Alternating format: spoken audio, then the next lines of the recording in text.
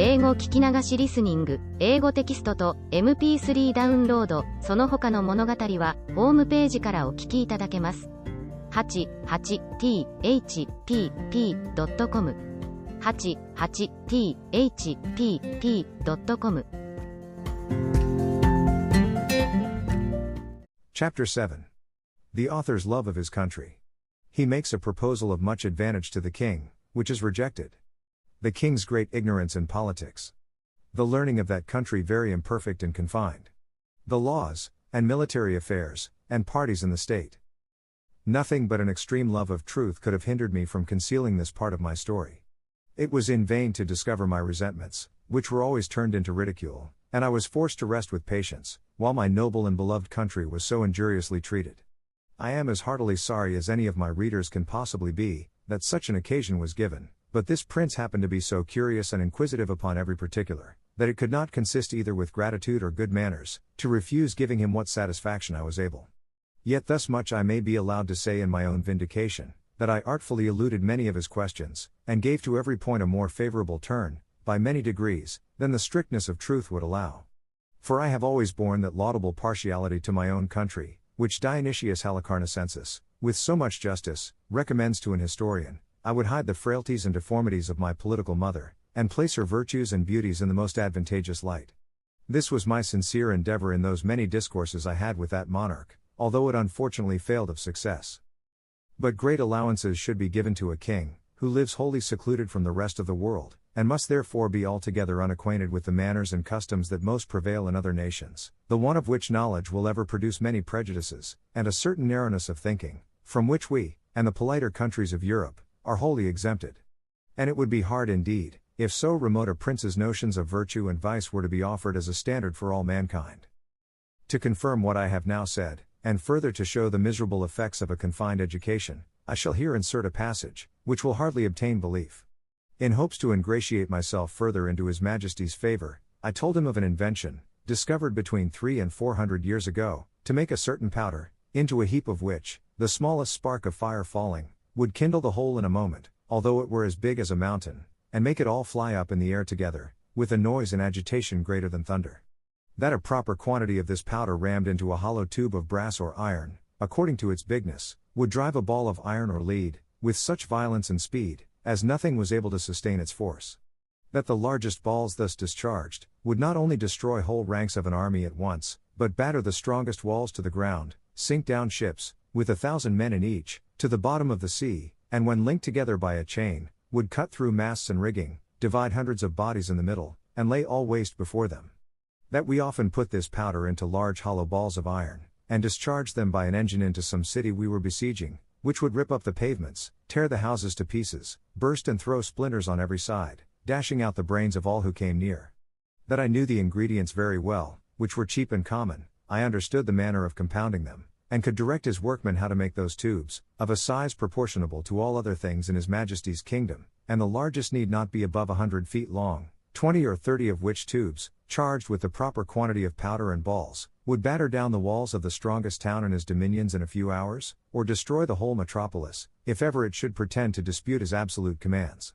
This I humbly offered to His Majesty, as a small tribute of acknowledgement, in turn for so many marks that I had received, of his royal favor and protection.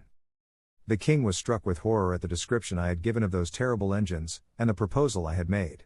He was amazed, how so impotent and groveling an insect as I, these were his expressions, could entertain such inhuman ideas, and in so familiar a manner, as to appear wholly unmoved at all the scenes of blood and desolation which I had painted as the common effects of those destructive machines, whereof, he said, some evil genius, enemy to mankind, must have been the first contriver. As for himself, he protested, that although few things delighted him so much as new discoveries in art or in nature, yet he would rather lose half his kingdom, than be privy to such a secret, which he commanded me, as I valued any life, never to mention any more. A strange effect of narrow principles and views. That a prince possessed of every quality which procures veneration, love, and esteem, of strong parts, great wisdom, and profound learning, endowed with admirable talents, and almost adored by his subjects, should, from a nice, unnecessary scruple, whereof in Europe we can have no conception, let slip an opportunity put into his hands that would have made him absolute master of the lives, the liberties, and the fortunes of his people. Neither do I say this, with the least intention to detract from the many virtues of that excellent king, whose character, I am sensible, will, on this account, be very much lessened in the opinion of an English reader, but I take this defect among them to have risen from their ignorance, by not having hitherto reduced politics into a science, as the more acute wits of Europe have done. For, I remember very well, in a discourse one day with the king, when I happened to say, there were several thousand books among us written upon the art of government, it gave him, directly contrary to my intention, a very mean opinion of our understandings. He professed both to abominate and despise all mystery, refinement, and intrigue, either in a prince or a minister. He could not tell what I meant by secrets of state, where an enemy, or some rival nation, were not in the case. He confined the knowledge of governing within very narrow bounds, to common sense and reason, to justice and lenity, to the speedy determination of civil and criminal causes, with some other obvious topics, which are not worth considering. And he gave it for his opinion, that whoever could make 2 ears of corn, or 2 blades of grass, to grow upon a spot of ground where only one grew before, would deserve better of mankind, and do more essential service to his country, than the whole race of politicians put together. The learning of this people is very defective, consisting only in morality, history, poetry, and mathematics, wherein they must be allowed to excel. But the last of these is wholly applied to what may be useful in life, to the improvement of agriculture, and all mechanical arts, so that among us, it would be little esteemed. And as to ideas, entities, abstractions, and transcendentals, I could never drive the least conception into their heads. No law in that country must exceed in words the number of letters in their alphabet, which consists only of 22. But indeed few of them extend even to that length. They are expressed in the most plain and simple terms, wherein those people are not mercurial enough to discover above one interpretation, and to write a comment upon any law, is a capital crime. As to the decision of civil causes, or proceedings against criminals, their precedents are so few, that they have little reason to boast of any extraordinary skill in either. They have had the art of printing, as well as the Chinese, time out of mind, but their libraries are not very large, for that of the king, which is reckoned the largest, does not amount to above 1,000 volumes, placed in a gallery of 1,200 feet long, whence I had liberty to borrow what books I pleased. The Queen's joiner had contrived in one of Glumdalclitch's rooms, a kind of wooden machine 25 feet high, formed like a standing ladder, the steps were each 50 feet long. It was indeed a movable pair of stairs, the lowest end placed at 10 feet distance from the wall of the chamber. The book I had a mind to read, was put up leaning against the wall. I first mounted to the upper step of the ladder, and turning my face towards the book, began at the top of the page, and so walking to the right and left about 8 or 10 paces, according to the length of the lines, till I had gotten a little below the level of my eyes, and then descending gradually till I came to the bottom, after which I mounted again, and began the other page in the same manner, and so turned over the leaf, which I could easily do with both my hands, for it was as thick and stiff as a pasteboard, and in the largest folios not above 18 or 20 feet long. Their style is clear, masculine, and smooth, but not florid, for they avoid nothing more than multiplying unnecessary words, or using various expressions. I have perused many of their books, especially those in history and morality. Among the rest, I was much diverted with a little old treatise, which always lay in Glumdalclitch's bedchamber, and belonged to her governess, a grave elderly gentlewoman, who dealt in writings of morality and devotion. The book treats of the weakness of humankind, and is in little esteem, except among the women and the vulgar. However, I was curious to see what an author of that country could say upon such a subject.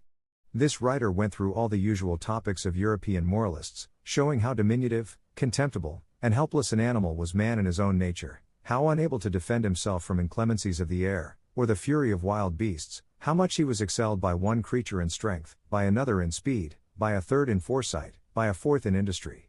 He added, that nature was degenerated in these latter declining ages of the world, and could now produce only small abortive births, in comparison of those in ancient times. He said it was very reasonable to think, not only that the species of men were originally much larger, but also that there must have been giants in former ages, which, as it is asserted by history and tradition, so it has been confirmed by huge bones and skulls, casually dug up in several parts of the kingdom, far exceeding the common dwindled race of men in our days.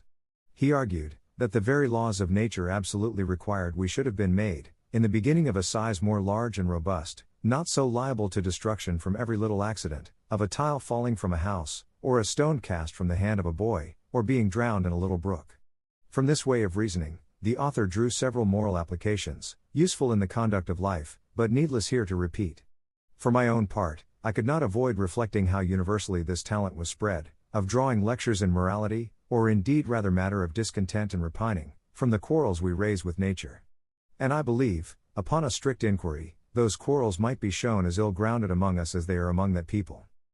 As to their military affairs, they boast that the king's army consists of 176,000 foot, and 32,000 horse, if that may be called an army, which is made up of tradesmen in the several cities, and farmers in the country, whose commanders are only the nobility and gentry, without pay or reward. They are indeed perfect enough in their exercises, and under very good discipline, wherein I saw no great merit, for how should it be otherwise, where every farmer is under the command of his own landlord, and every citizen under that of the principal men in his own city, chosen after the manner of Venice, by ballot. I have often seen the militia of Lord Brulgrud drawn out to exercise, in a great field near the city of 20 miles square. They were in all not above 25,000 foot, and 6,000 horse, but it was impossible for me to compute their number, considering the space of ground they took up. A cavalier, mounted on a large steed, might be about 90 feet high. I have seen this whole body of horse, upon a word of command, draw their swords at once, and brandish them in the air. Imagination can figure nothing so grand, so surprising, and so astonishing. It looked as if 10,000 flashes of lightning were darting at the same time from every quarter of the sky. I was curious to know how this prince, to whose dominions there is no access from any other country, came to think of armies, or to teach his people the practice of military discipline.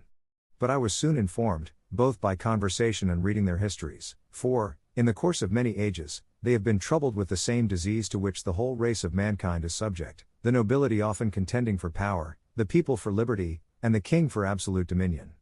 All which, however happily tempered by the laws of that kingdom, have been sometimes violated by each of the three parties, and have more than once occasioned civil wars, the last whereof was happily put an end to by this prince's grandfather, in a general composition, and the militia, then settled with common consent, has been ever since kept in the strictest duty. 英語聞き流しリスニング、英語テキストと MP3 ダウンロード、その他の物語は、ホームページからお聞きいただけます。